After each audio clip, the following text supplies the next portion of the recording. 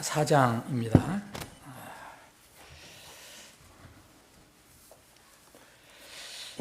예레미야서를 좀 빠른 속도로 해보려고 했는데 제가 능력이 없어서 그런지 잘 안 나가더라고요. 그래서 빨리 해보려고 노력할 겁니다. 정 안 되면은 한 장에 한 주제씩만, 한 절씩만 빼갖고서 하든지. 왜 그런 생각을 해봤느냐면, 이제 공부할 게 있는데, 이게, 마음이 저는 급해요, 좀 마음이 요새는. 왜 그러냐면, 세상 돌아가는 거 보니까, 공부할 거는 빨리 공부해야 될 것 같은데 하는 생각이 들 때가 있어요. 근데 이게 또 예레미야도 굉장히 중요하잖아요. 마지막 때에도 필요한 말씀이고. 그래서 하나님께서 지혜를 주시는 대로 빨리 이렇게 마치면 좋겠습니다. 내년 하반기에는 좀 다른 공부를 하면 좋지 않겠나 생각이 듭니다. 어쨌든 주님이 오실 때까지는 무엇이든지 다 해야 되니까. 자, 4장입니다. 4장 거기 우리 가지고 있는 근본적 성경에는 이렇게 앞에 정리를 해놨죠. 이거는 물론 여러분들이 아시는 것처럼 영감을 받은 게 아니에요. 이건 참고로 합니다. 우리 성경 앞에도 그렇게 기록을 해놨지만 이거는 읽는 사람들을 돕기 위해서 이렇게 그 단락에 제목을 달아준 겁니다. 이건 누구든지 다르게 할 수 있어요. 근데 우리는 이제 유다를 향한 두 번째 예언이 계속되는 거라고 이렇게 되어 있는데, 자, 이제 3장과 비슷합니다. 계속 이어지는 겁니다. 이게 3장에서 보면은 이제 계속 그 유다가 왜 이렇게 어려움을 당하게 되는가? 왜 심판을 받게 되는가? 이제 종말을 구하게 되는가? 큰 멸망을 이제 당하게 되는가? 그 이유를 이렇게 3장 마지막에도 했잖아요. 죄를 지었고 하나님께 순종하지 아니했기 때문이다. 그래서 4장은 이렇게 시작이 됩니다. 주가 말하노라, 오 이스라엘아, 내가 돌아오려거든 내게로 돌아오라. 또 내가 만일 내 눈앞에서 내 가증한 것들을 버리면 내가 옮겨 다니지 아니하리라. 또 내가 진리와 공의와 의 안에서 맹세하기를 주께서 살아계신다 하리니 민족들은 그 안에서 스스로 복을 빌며 그를 자랑하리라. 여기 이제 심판이 이게 다가와 있는데 이스라엘에게 하나님의 그 긍휼히 여기시는 마음으로 또 이렇게 뭔가를 이렇게 초청해 주시고 다시 한번 격려해 주시는 그런 내용이 나옵니다. 이제 너희들이 이제까지도 많이 헤매기도 했지만, 이리저리 다니기도 했지만, 앞으로 이제 멸망받으면 이 포로로 끌려가잖아요. 먼 나라로 끌려갑니다. 이게 이제 디아스포라라는데, 이렇게 되지 않을 건데, 왜 이렇게 불순종하고 죄를 짓느냐. 그래서 내게 돌아오라. 이렇게 말씀을 하시는 겁니다. 여기에 이제 1절, 2절을 가지고 우리가 말씀을 나눈다면은 회개의 방법을 가르쳐 주고 계세요. 하나님께서는.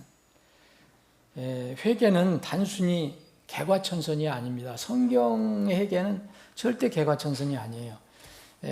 이 개과천선은 다른 종교에서도 얼마든지 할 수 있습니다. 윤리 도덕으로도 할 수 있어요.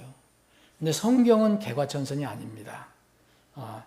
성경의 회개의 방법은 이제 돌아서서 세상을 향하던 발걸음을 하나님께로 되돌리는 것을 말합니다. 이게 회개예요. 회개는 믿음을 포함하고 있고 또 믿음은 회개를 포함하고 있습니다. 회개는 하는데 믿지 않는 것은 성경적인 회개가 절대 아닙니다. 또 믿는데 회개하지 않는다는 것은 있을 수가 없는 일입니다. 이건 성경적인 믿음이 아니에요. 그래서 우리가 자주 배웠지만 성경적인 회개와 성경적인 믿음은 분리 불가한 이 동전의 앞뒷면과 같은 것입니다. 그래서 사도 바울은 거의 선교사 일생을 이제 마무리할 때쯤 이 로마로 가기 전에 이런 얘기를 했어요. 나는 이렇게 이제까지 뭐라 했냐? 유대인들과 그리스인들에게도 하나님을 향한 회개와 우리 주 예수 그리스도를 향한 믿음을 증언하였다. 진정한 회개, 그 주님께 돌아가면 자연스럽게 하나님 보시기에 가증한 것들을 버리게 되어 있습니다. 만일 회개한다고 하면서 여전히 가증한 것들을 그대로 가지고 있으면 그 회개는 가짜입니다. 이렇게 진정한 마음으로 하나님께 돌아가 회개하면 더 이상 이리저리 자리를 옮겨 다닐 필요가 없어요. 회개하지 않기 때문에 이리저리 돌아다니는 겁니다. 이스라엘의 디아스포라는 이스라엘이 하나님께 돌아가지 않고 가증한 것들을 버리지 않고 그대로 가지고 있었기 때문에 그 죄의 심판으로 그렇게 이제 디아스포라를 당한 것입니다. 그래서 여기 2절에도 있는 것처럼 이제 진정으로 회개한 사람은 주께서 살아 계신다라고 고백합니다. 여러분들 주님을 눈으로 뵙지는 못했지만 여러분들 거듭나고 지금 하나님의 생명을 가지고 있다면 내가 보이지 않는 주님 늘 나와 함께 계시고 주께서 살아계신다는 것을 고백하실 겁니다. 주님께서 죽으셨다, 살으셨는지 죽으셨는지 지금 잠자는지 모르겠다. 그러면 여러분들 믿음을 점검해야 합니다. 이스라엘이 진정으로 회개하면 그들의 입에서 주께서 살아계신다라고 맹세한다 그랬어요. 그리고 이스라엘의 선한 영향을 받은 주변 민족들도 이스라엘 안에서 복을 빌며 이스라엘 축복해야 될 것이라고 2절에 말하고 있습니다. 이건 우리에게 적용하면은 우리가 진정으로 거듭나고 진정으로 회개의 생명을 가지고 있으면 하나님이 살아계신다는 것을 늘 고백하면서 합니다. 힘들고 어려울지라도 그리고 우리의 삶을 통해서 여러분들의 언행을 통해서 여러분들의 모습을 통해서 주위에 있는 사람들이 적든 크든 영향을 받습니다. 주님께서 말씀하신 것처럼 지금 민족들은 그 안에서 스스로 복을 빌며 그를 자랑하리라 했습니다. 자, 3절 또 읽어보겠습니다. 이는 주가 유다와 예루살렘 사람들에게 이같이 말하기 때문이 곧 너희 묵은 땅을 갈고 가시덤불 속에 씨를 뿌리지 마라. 뿌리지 말라. 계속 주님께서 이 이스라엘에게 권면합니다. 마지막 이렇게 회개를 권면합니다. 너희 유다 사람들과 예루살렘 거주민들아 주를 향하여 너희 자신에게 할례를 행하되 너희 마음의 표피를 제거할지니 그렇지 아니하면 너희의 행위들의 악함 때문에 나의 경로가 불같이 나아가서 태우리니 아무도 그것을 끄지 못하리라.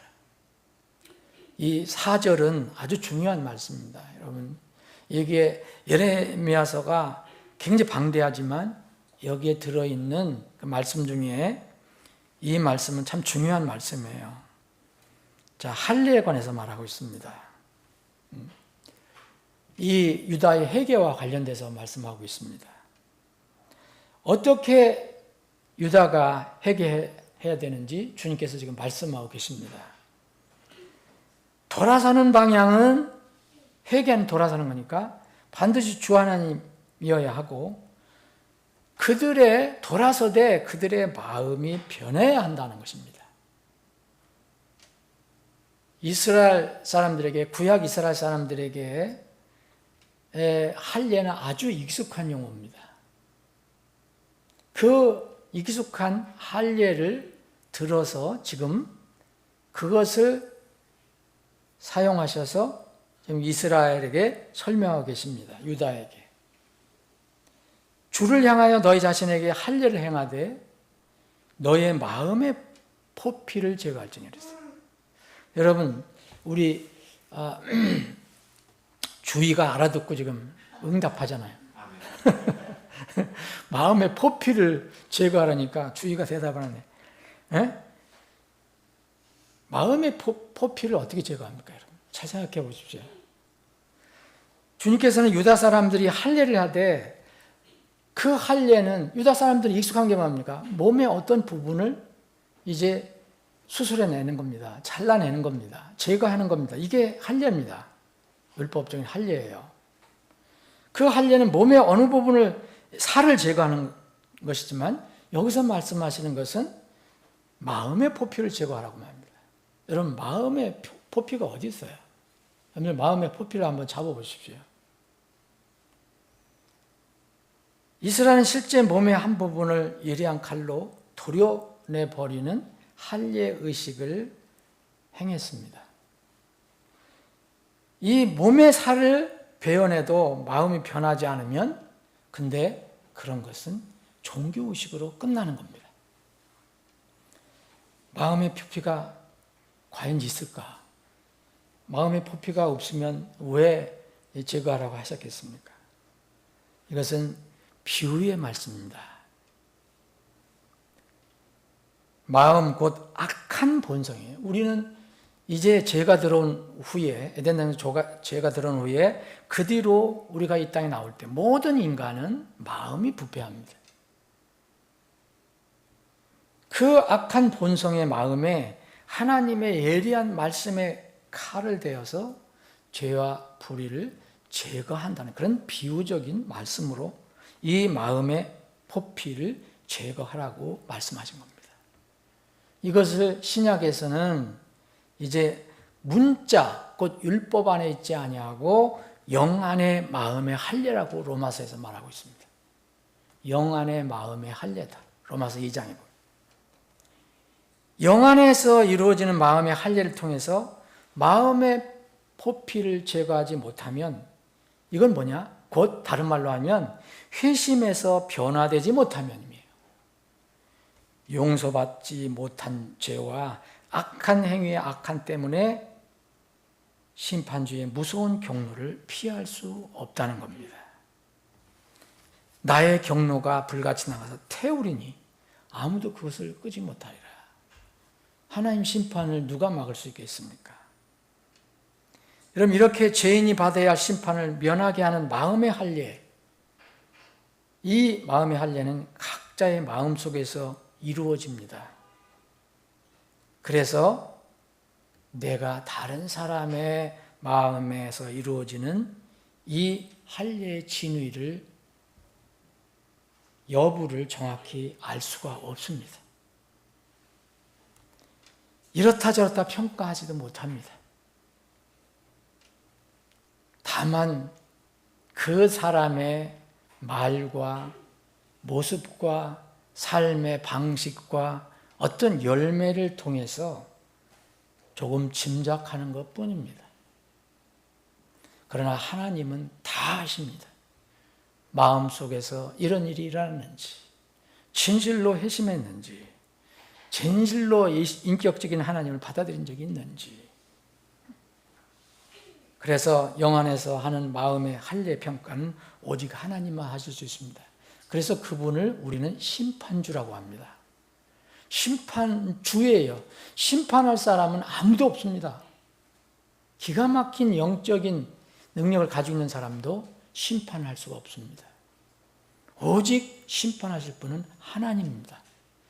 사람 마음까지도 다 정확히 아시는 분이기 때문에 그분은 유일한 심판주가 됩니다. 이스라엘에는 이제 이런 말씀을 근거로 보면은 이스라엘의 율법을 보면 이스라엘의 율법에 마음의 할례도 있을까? 없을 것으로 생각하죠.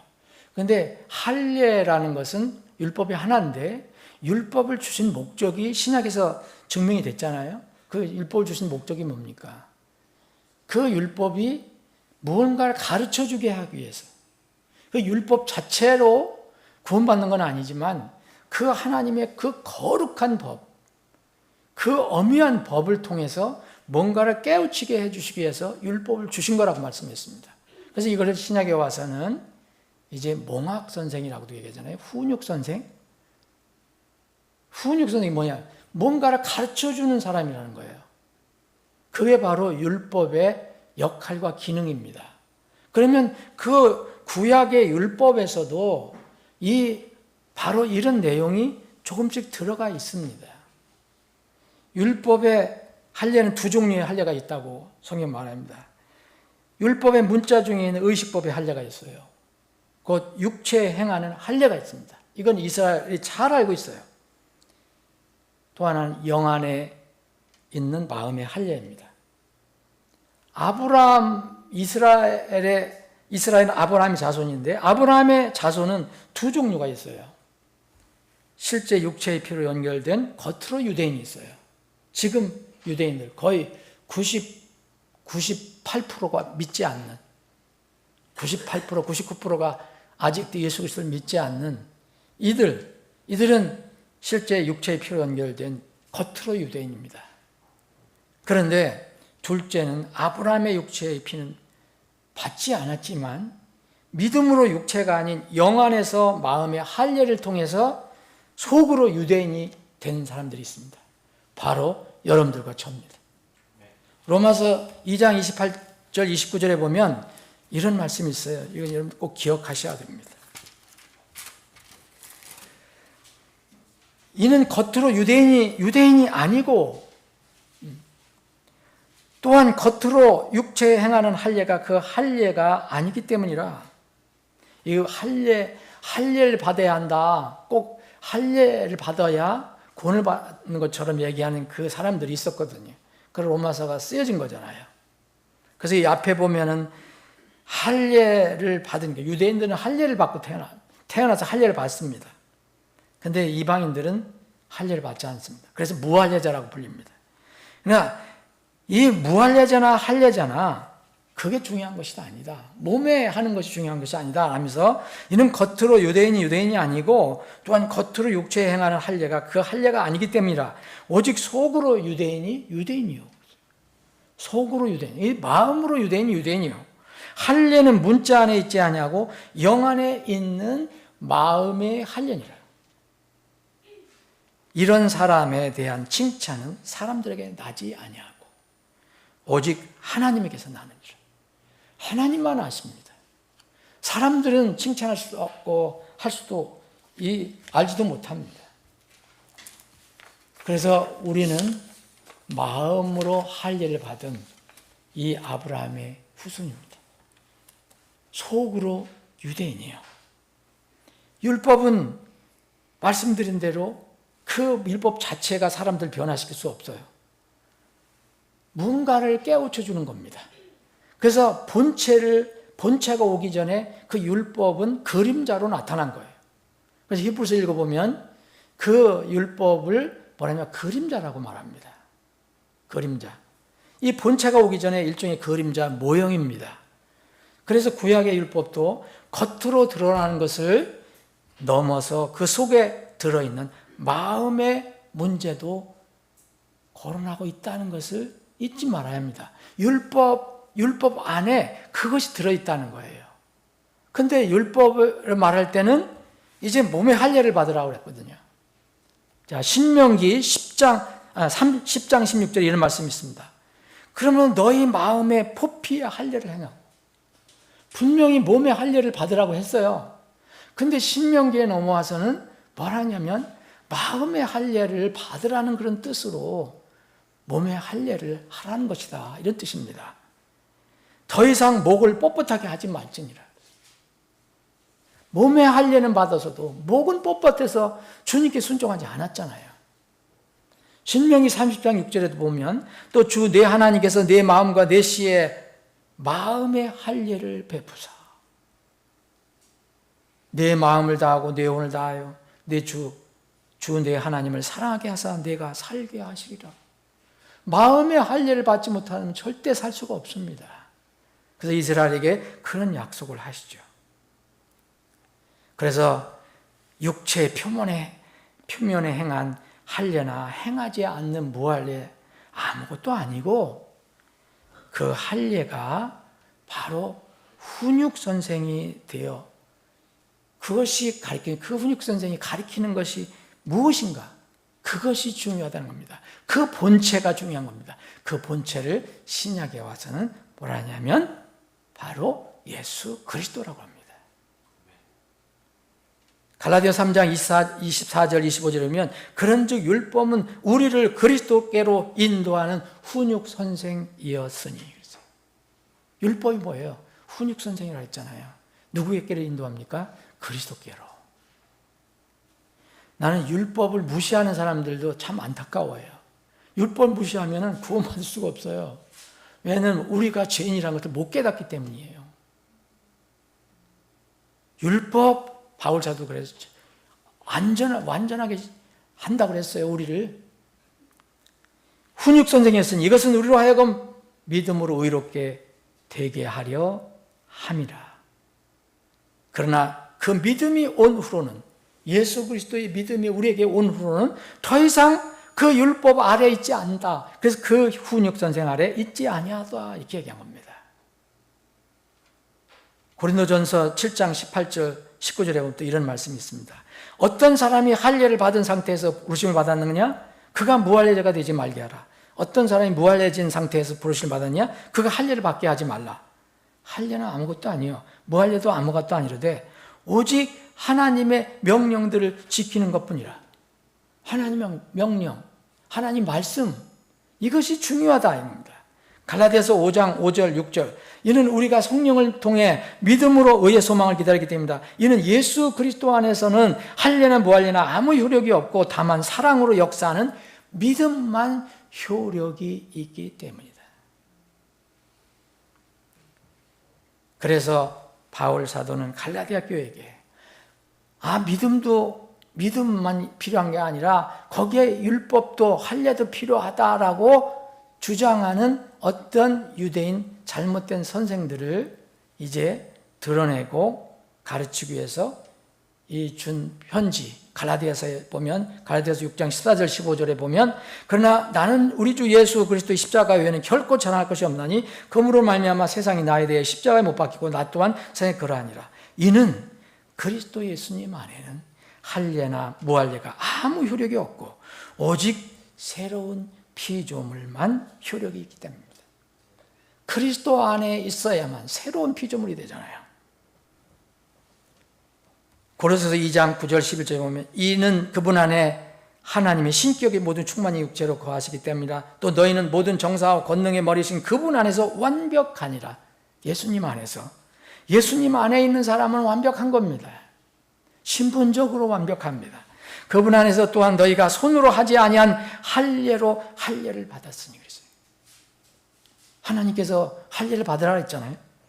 그분 안에서 또한 너희가 손으로 하지 아니한 할례로 할례를 받았으니 곧 그리스도에서 난 할례로 육신에 속한 죄들의 몸을 벗어버리는 것입니다. 그래서 몸의 어떤 부분을 이렇게 제거하는 것은 바로 그리스도를 통해서 우리 몸에 어떤 더러운 것들, 우리 마음에 더러운 것들을, 나의 인격에 더러운 것들을 정리하는 것을 의미합니다. 이스라엘의 몸에 할례를 받은 것은 그들이 하나님의 소유라는 것, 하나님께 속한 백성이라는 것을 표시하는 것입니다. 그러나 몸에 할례를 받고도 마음이 하나님 향하지 못하고 여전히 세상에 있거나 이교도 신들에게 향하고 있었기 때문에 진정한 회개와 믿음이 없었기 때문에 마음에 할례를 받지 못했다고 하나님께서 말씀하시는 겁니다.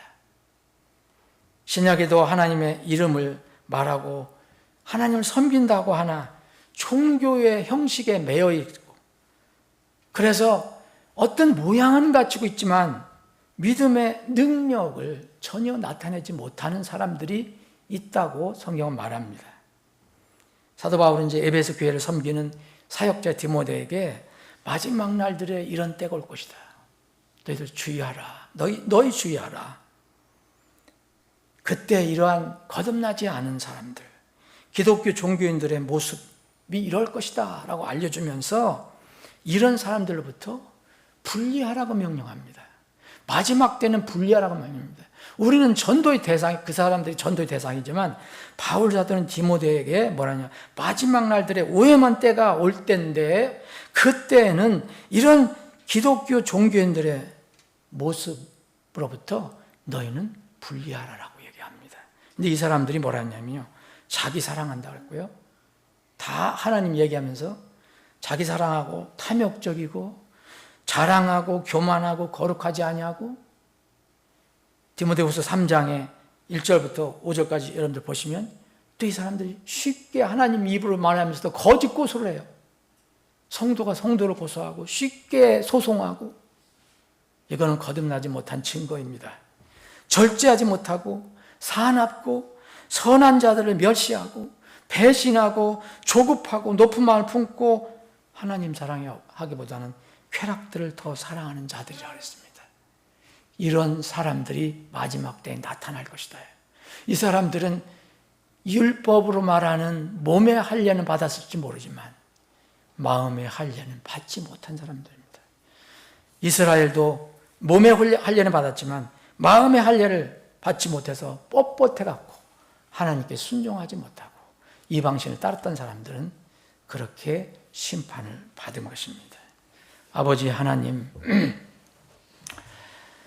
오늘도 3일 저녁에 저희들이 하나님 집에 나와서 이렇게 기도하고 말씀을 나눌 수 있는 기회를 주셔서 감사합니다. 주님, 말씀을 읽을 때마다 어미함을 느낍니다. 지금 마지막 때의 마지막이 아니냐고 많은 사람들이 말하고 있습니다. 이때에 형식은 갖추고 있지만, 모양은 갖추고 있지만 내면이 변화되지 않은, 마음의 할례를 받지 못한 사람들이 더 많이 늘어날 것이라고 말하고 있습니다. 주님, 안타까운 현상이지만, 슬픈 현상이지만 이 마지막 때를 살아가는 우리에게 주께서 주신 명령을 다시 한번 묵상하는 시간이 되기를 원합니다. 이스라엘을 기억하면서 우리의 삶을 돌아보기를 원합니다. 아버지 하나님, 우리 마음에 분명히 할례를 받고 주님을 따른다고 하지만 우리는 혹 세상을 더 따르고 있지 않습니까? 내 육신을 더 내세우고 있지 않습니까? 나를 남보다 더 낮게 여기고 살지 않습니까? 주님, 이러한 모든 부정적인 모습들이 우리 삶에서 주님의 말씀을 통해 다 정리가 되기를 원합니다. 그래서 주님을 신실하게 따르는 그러한 마음의 할례를 받은 진정한 성도로 살아가게 하옵소서. 우리 교회가 그런 교회가 되기를 원합니다. 아버지 하나님, 오늘 우리 사랑하는 지체들이 기도 제목을 가지고 나왔습니다. 주님, 이 지체들이 드리는 기도를 들어주시고 응답해 주시옵소서. 거룩하신 예수님의 이름으로 기도합니다. 아멘.